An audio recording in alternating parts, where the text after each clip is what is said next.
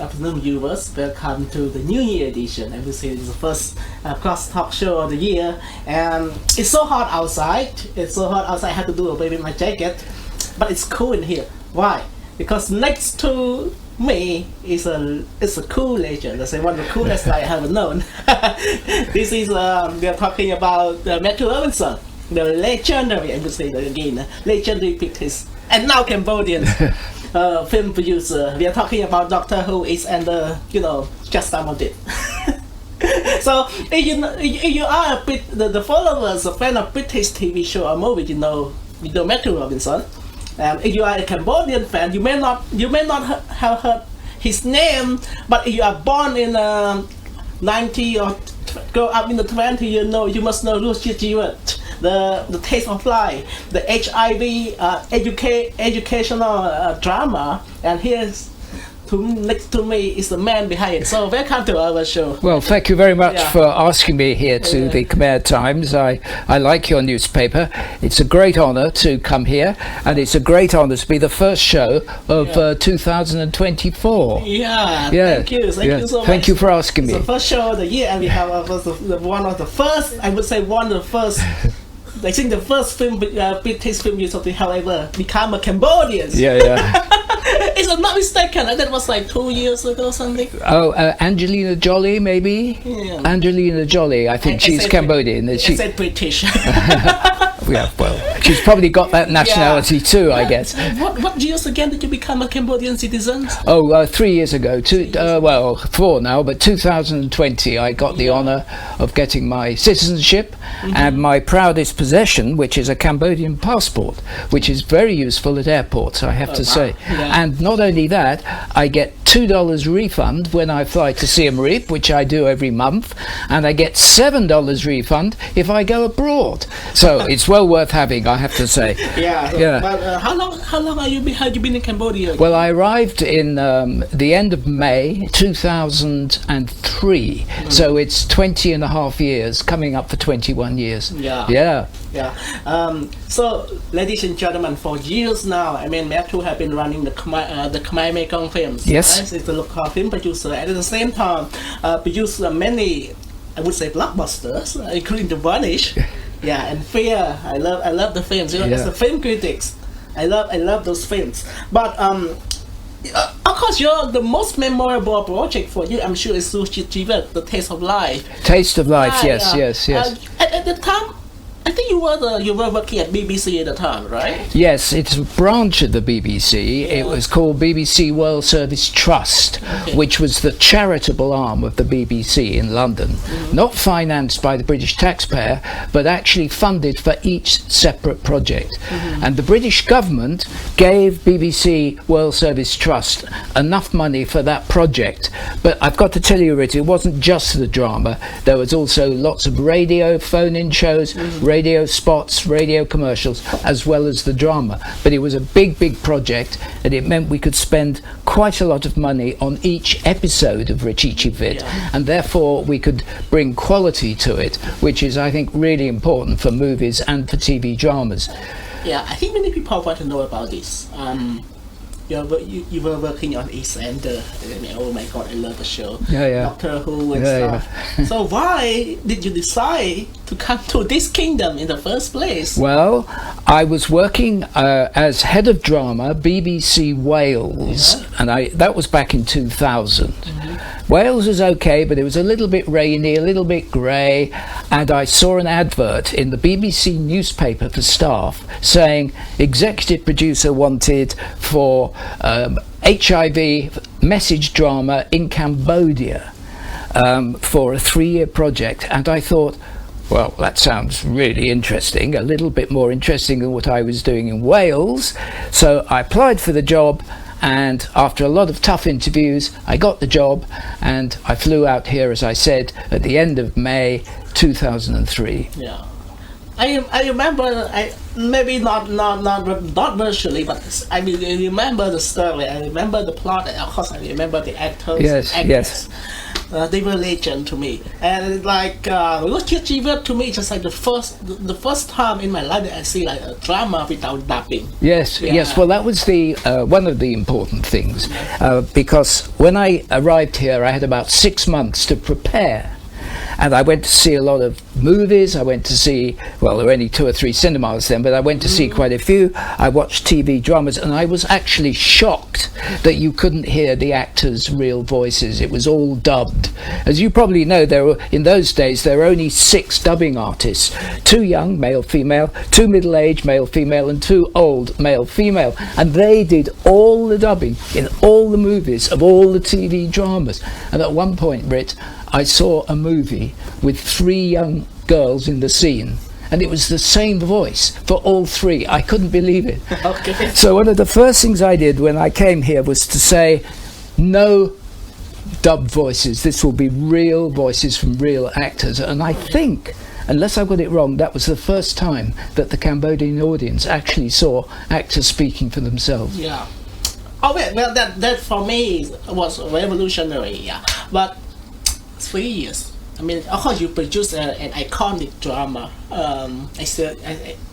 Many people still remember. 100 episodes it was. Yeah, we are famous about having a actual hospital built. Yes. Show. Right? Yes. Well, it wasn't an actual hospital. It was a representation of a hospital. Yeah. But it wasn't just about a hospital. If you remember, it was a nursing college as well. So I wanted to get young people involved. So we had student nurses, student doctors learning at the hospital. But you're right. We built a big premises out near CTN in Rusay Kiao. Yes, is that the right pronunciation? Yeah, my Khmer pronunciation is terrible, but never mind. You are out there, Cambodian citizens. We actually built it there, and it looked so real, the hospital, that we had to put a notice up at the front saying, this is not a real hospital, please don't call in here for your medicines, this is a TV set.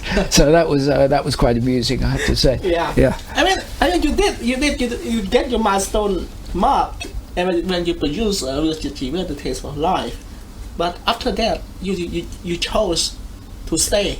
Exactly. Well, the contract was 3 years with BBC World Service Trust, and by that time I had, if you like, fallen in love with Cambodia, and there is no way after those 3 years that I want to go back to the UK. So I decided to stay on and form my own production company, KMF, Khmer Mekong Films, and try and continue my happy working life with the actors, with the production team that we'd trained, and that's how KMF was formed 3 years later in 2006. Yeah. Of course, over the year you have producing films, award-winning films. Of course, you are also an award-winning producer back in UK. Award-winning films in the Cambodian market. So it has been like 20 years or so, 21 years or so, yes, and you came to Cambodia. So, of course, I'm sure you have paid so much attention to the Cambodian film market. So, from what you described earlier about all the dubbing and stuff, at that time until now, like you see like major differences when it comes to the film industry in Cambodia. It's very difficult because, of course, the whole scene has changed since I made the first movie, which was Staying Single When, which actually was one of our best box office hits. That was a sort of story about an arranged marriage. It was a sort of comedy, but that was the first one. But the whole scene has changed because there are so many different cinemas, 3 or 4 big chains, and the thing is that they're showing big blockbusters from America and from Singapore and particularly from Korea. So it's very difficult for the Cambodian film industry to keep up with the quality of that, because frankly the budgets aren't here, and those popular movies with the audience, the Americans, the Koreans, they're made with much bigger budgets, and the quality is much different. And I've talked to quite a few cinema owners, and they say it's really difficult for Cambodian filmmakers to make a big hit. And as you probably know, the only thing it appears that the Cambodian audience wants to see from Cambodian filmmakers is horror, or comedy. Yeah, that's it. It's one or two of the others, one or two of those two, and actually I'm not really interested in doing that. I like to make a good, big, round story with big characters who have emotional, relationships with each other. There are some exceptions to that, of course. What was it called? The Mother, or Two Mothers, I think. There was one where mother and daughter, I think. There was one big exception which did very well, where they were crying and lots of emotion in that. But generally, you don't get a lot of emotion in Khmer-made films. How about art house? You think an art house going to work in Cambodia? Well, who would go to it? Occasionally we get our movies on at, let's say, the Meta House and so on. Who is the audience for that in Cambodia? And it's really difficult to get your short movies or your long movies into art houses outside Cambodia, outside the country. It's really difficult, and frankly I'd rather spend my time making material, making productions, than actually trying to spend ages going to Singapore and trying to get it into a house, art house there. It takes a lot of time and effort. How about the talents? We are talking about like filming crew, and let's start with filming crew. Okay, what do you think about it? Do you have like quality director, cinematographer, art director? How do you feel about Cambodian staff? Well, we had 3 years training people on Rachichivit. Good pronunciation, is that? Yeah. Okay, yeah. Well, the taste of life. We had 3, and people trained up really well, and we had a lot of very, very talented sound people, camera people, art direction, and so on. Since then, of course, a lot of production has been made outside that, and people have learnt on the job. The interesting thing, though, is that perhaps when you get big commercial companies coming in to make spots or TV adverts, do they pick a Cambodian cameraman? I'm afraid they probably don't. They probably bring their own in from Thailand or from, or from Singapore. Is it the mindset, or is it like the stereotype regarding this? Well, I'm sure there are sufficiently talented cameramen here. It's just that probably going to take another 5 years for the international film community to trust them. We are short, definitely short, I can tell you my own experience, of art directors, set designers. There are some very good ones, but very few. Sound is good, camera is good. Generally, I'm really impressed, but I don't think the international community have accepted it yet. Yeah. I'm sure you have been in the committee to judge competition, like short film festival or something. What do you feel about the upcoming young Cambodian producer, director, writer? What do you feel about like the let's say contemporary projects? Yeah, there's no shortage of young Cambodians who want to make movies, that's for sure. And the only chance really is probably to make small, short movies, because it's too expensive. Even at Cambodian prices, it's too expensive to make a big movie. Yeah. I think, and I've said this many, many times, that the major problem is coming up with the story. I mean, it's not even the script writing, it's the story. What is your movie about? And until Cambodians look at a lot more successful short films and see that the story is what counts, and then sit down and think of the story, then I think it's not going to improve. But if they do that and they come up with a good story, then there's no reason why they shouldn't make a good film. But do you feel like this is my personal feeling? I love like art house movies. Yes. Something that showcases the subtext of the story. The implication. I love that as a film critics. But do you feel, sometimes I feel like Cambodian like cinema goers, they do not really know how to enjoy the real films. Do you feel the same? Yeah, I've had a problem with the last 2 or 3 of my movies that I've released, and it drives me absolutely crazy to sit at the back and to look at all the audience in front, and half of them have got their mobile phones out, you know, and I can see the glow, and they're holding them and they're tapping away with their friends. They're not looking at what's on the screen, and that, honestly, maybe that's because the movie isn't good enough. I don't know, but I think they probably do the same even for big American blockbusters. So do the audience excuse me do the audience really want to get involved in what's going on the screen, or is concentration these days, particularly with the young people, so lacking that they've got to take the mobile out and keep checking instead of concentrating on what's on the screen and what's happening to the characters? By the way, can I come back to story? What I mean by story is you take one or two characters, and what is the journey those characters are going to take? How have they changed from the beginning of the movie to the end of the movie, whether it's a long movie or a short? We need to follow their thought processes and how they learn a lesson in life. Are they a better or worse person at the end of the movie? That's what you need for a good story. That's quite very good. That's great insight. I mean, for those who want to be like make movies. However, you know, let me go back to the market. Yeah.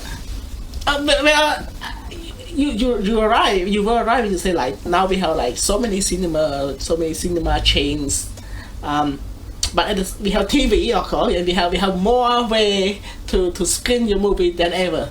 I cannot count it. They're like the streaming platform. We have like Netflix, Apple TV, HBO Plus, Discovery, like a bunch of them.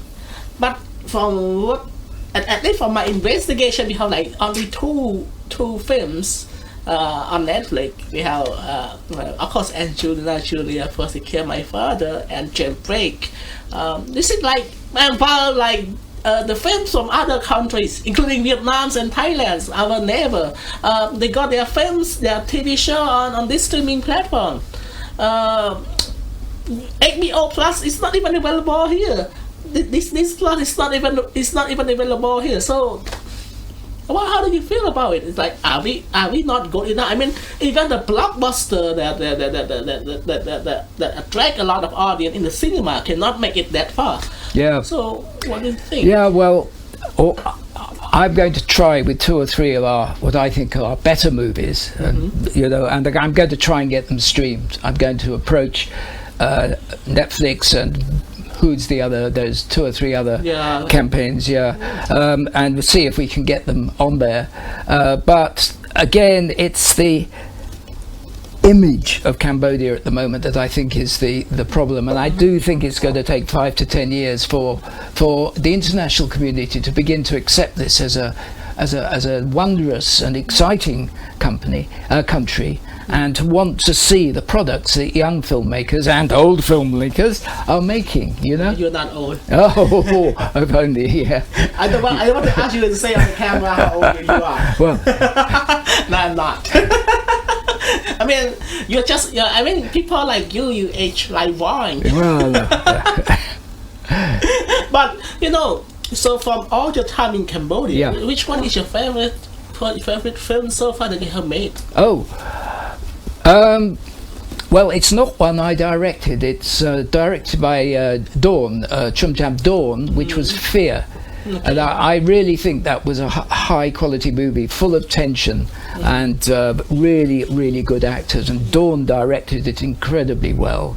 I've watched it 3 or 4 or 5 times, but unfortunately, in terms of box office, it didn't do particularly well. And I still don't understand it, because there was a lot of really tight drama and you know, making people afraid. But I don't know why that didn't do well. But I do think that could play on streaming. Is it? Do you think is it like the right way, the right testing to do to judge the quality of the movie based on the box office? I mean, I remember so many past projects like that is actually a box office flop, but still considered academically a good films. Yes. Well, I think it's very nice to have both, frankly, to have good crits and to have good box office. Okay. And we achieved that. So we've actually, I mean, I think we've made 10 movies altogether, 9 of which have appeared in the cinema, and only 3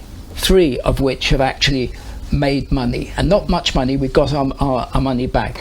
Now, Vanished, you mentioned Vanished. Yeah. That got a wonderful crit in the Los Angeles,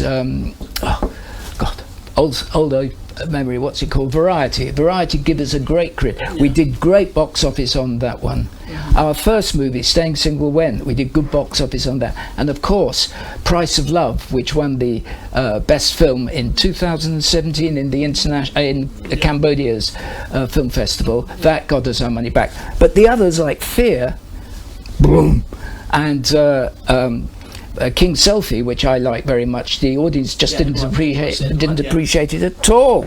You know, I think they didn't like to have the mirror held up of themselves. I think maybe they didn't understand it. And then our last movie, which is a big disappointment to me, I have to admit that, and I don't like doing it on camera, but I will. Dance Till You Drop just went boom. Nobody went to see it. I'm really sad about it, because it's a lovely movie. For what I learned, you made it during the pandemic. Yeah, well, we started off just before COVID really hit Cambodia. We had to break it in the middle. Then we had a 6-month gap. Everybody was wearing masks. Then the mask mandate was lifted, and then we came back 6 months later and finished it off. So there's a huge gap, but I don't think anybody can tell the difference as to how the main stars look from the first bit to the last bit. Yeah. But that's such a shame, because it had some fantastic acting in it and a really good story. We don't even have a film school in Cambodia. That's for sure. Yeah, and occasionally somewhere like Bapana Centre or Cine Club, they have short courses, but there isn't a permanent film school. That's sure. Do you think that is also? I mean, I know that you study economics at university. I did. I did not go to film school. I didn't go to film school. So how do you learn? I mean, people want to learn from your experience. Well, I learned on the job. I was just lucky. Very shortly after leaving university, having studied economics, no good that do. Having said it, I was very lucky to get somebody in current affairs to let me go out with a camera at a very young age. So I learnt on the job. I mean, generally, Rinith, if I'm honest, I must be honest. I hate that expression, if I'm honest. I mean, one should always be honest.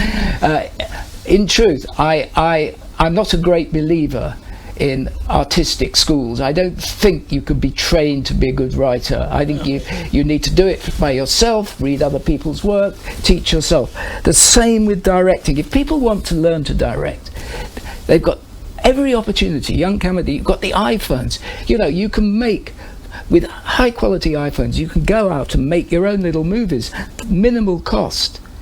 Dogme Films in Denmark was a great example of that in the mid-90s. They just took out very small cameras, and they made some very successful films that way.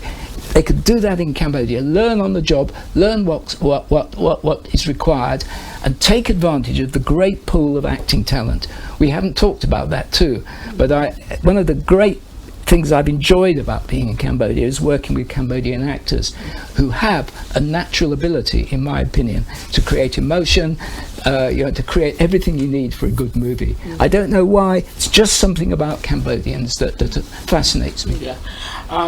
You predicted like maybe in 5 or 10 years. Of course, there are million. I'm sure there are like maybe not million, maybe like 10 or 1,000 of people who want to be the next Hitchcock, want to be the next Spielberg, according to the next Matthew Robinson, and beyond. So while they are waiting, like I have met like many high school students who they're passionate about making films. What should they be doing during this time? I mean, but you say like 5 or 10 years they're gonna be a breakout. What should they be doing? Well, as I say, they should go out and use their iPhones and make their own mistakes and show it to their friends, and then go to the school and show it to a lot. See what people want, see what they think about it. Learn on the job, and it's so cheap to do that. You know, get a few actor friends together for nothing and make a great little 10-minute, 12-minute movie. Learn while you do it. That's what I say. I talked with the department, the head of the department of film at the Ministry of Culture and Fine Arts. They say for a bunch of years now they don't tax filmmakers, they don't tax actress, they don't take so it's like completely tax free when it's come to making films in Cambodia. But do you feel like something like more should be done? Well, no, I think the film department, which sits within the Ministry of Culture, I think it does quite a good job. I mean, it is forever holding, not forever, but it holds quite a lot of courses for directors, for technicians. So they're doing the best they can. But of course their budget is limited as well. I mean, it all goes back in the end to budget, which is why I say young filmmakers, go out with your iPhones and get on with it yourself. Learn on the job. So, okay, now let's see. Let's say we have a Cambodian filmmaker. Yep. We have a few Cambodian films actually make it outside of the country. I remember like a few weeks ago, you have your movie, your film screen in China. Yes, right? yes, that's right. Hainan, right? Yes, that's right. Yes. Yeah. So no, it wasn't. It was I can't pronounce it. Xi'an. It was the Cambodia China Film Festival. Yes. Did you notice like any response to your films? I gather it went down quite well. Okay. This was Price of Love, of course. Yeah. Yes, which the film department very kindly selects a few times to represent the Cambodian film industry.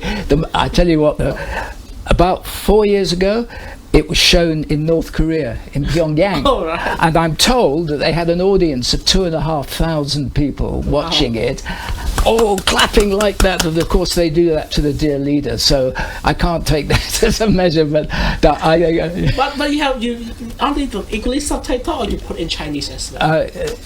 Recently, just before Christmas, in Xi'an, it had Chinese subtitles, yes. But I didn't do that, that was done there. Many films I see today, they don't have the subtitle. Who done? The many films today, produced by the producer today. I'm not talking about the quality, I'm talking about the language barrier. So are you talking about films in English or in Korea? In local language, they don't have the subtitle. You see, like, of course, subtitle is quite expensive. You hire someone to do the transcription, maybe translate it into another language. But you see, if like we put more subtitle into our movies, do you see that it will make a difference? Oh, I think so. You've got to put subtitles on. We put subtitles onto nearly everything. It's really important. If you're trying to get an audience outside the country, you've obviously got to have, well, it depends on the country, but I'd say mainly English, that's for sure. If you're trying to show it in art houses in America, it needs to have English subtitles, that's for sure. Nice. Or France, maybe French subtitles, but you're right, it's expensive and it's time consuming. Right. Also, you have been here for like 20 years, and just 4 years ago you got your Cambodia citizenship. I want to get a three or four, yeah. How did you feel about it? Well, I was delighted. I was really honoured. It came up through the Ministry of Culture. Well, it actually came up through the head of the film department, and he put it up to his boss, who was the head of the Ministry of Culture, the Minister of Culture, and that went through up to the then Prime Minister Hun Sen, who incidentally I met and interviewed on a documentary about Phnom Penh many years ago. Got on really well with him, actually, really well. And anyway, he put it through, it got stamped by the King, and I was delighted, absolutely delighted. But you still travel like back and forth between here and UK? Right? Only maximum 2 times a year. But sometimes once a year. But this is my home now. I'm going to stay here. This is until I fall off the chair. You know. You still have your nephew and nieces. I do. I have nephews and nieces. You have a rock star brother as well. I have. Well, yes. Yes, I have a brother who's made his living through being a rock star. Yes, that's for sure. Tom Robinson. Yeah. That's it. I think that's all I want to ask. But last but not least, I want you to look at our camera and say what you want to say for 1 minute. Yeah, that's what we always do at the end of our show. Please. Okay. Well, which camera? There are 2 there. That one. Okay. Well, there we go. Well, what I would say is that I have spent nearly 21 very enjoyable years of my life here in this country, your country, And I'm so grateful to the Cambodian people, many Cambodian people who I've met and got to know, like yourself, who have accepted me and helped me work here, and have said very encouraging things about the work I'm doing. I've been very happy to work with a lot of different Cambodians too, to get to know the character of the country and the people. And frankly, I can't really wait for the rest of my life to spend my years here. So again, I want to say to Cambodia, thank you so much for taking me to your heart, and it's been such a pleasure, and goodbye for now. Yeah, it's a real word, not pretending, I hope. That's it, folks. That's it for our show today, and we have to sign off now and see you in the episode. Goodbye.